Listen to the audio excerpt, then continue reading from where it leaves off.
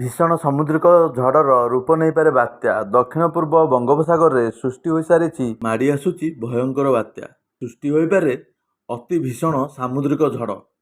दक्षिण पूर्व बंगोपसागर में दाना बांधुची बात्या मोका। धीरे धीरे यह उत्तर मुहां हेबो बोली कुहा जाइछि।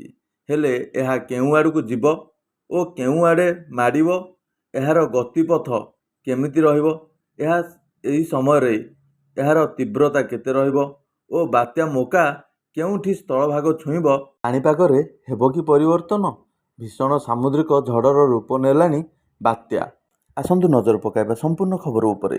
ता पूर्व वीडियो गोटे लाइक करंतु और सांग मानकु बहुत मात्रा शेयर कर दियंतु। जदि आम चैनल रे नुआ अछंती तेबे आम चैनल को सब्सक्राइब करी पाखरे थिबा बेल आइकन उपरे प्रेस करी ऑल नोटिफिकेशन उपरे प्रेस करंतु, जहा फल रे आम चैनल रो सब नुआ नुआ वीडियो आपनक पाखरे पहुंची परिबो। खबर मुताबक बंगोपसागर रे उत्तर पश्चिम दिगरे गति करुछि बात्या। गभीर अवपातर रूप नेला बात्या मोका। घंटा प्रति एहार बेग रहिछि 5 किमी। आसंता 14 तारिख रे लैंडफॉल करिवो। बात्या बांग्लादेश और म्यांमार मझिरे लैंडफॉल करिवो।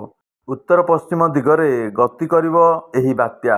12 तारिख बेलकू दिग बदलाई पारे बात्या मोका। बांग्लादेश म्यांमार आड़े गति करिपारे बात्या। पाणीपाग विभाग नजर रखिछि एही बात्या उपरे। भीषण सामुद्रिक झड़र रूप नहीं पारे बात्या बोली कुहा जाइछि।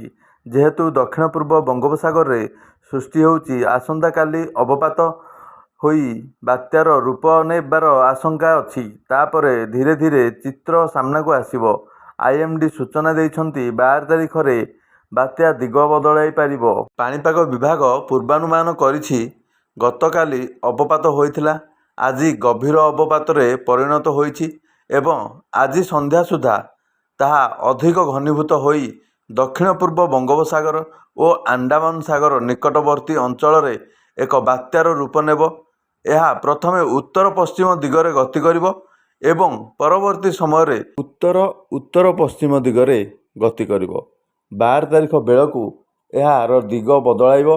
एहा परे बात्या उत्तर पूर्व दिगरे गति करिवो।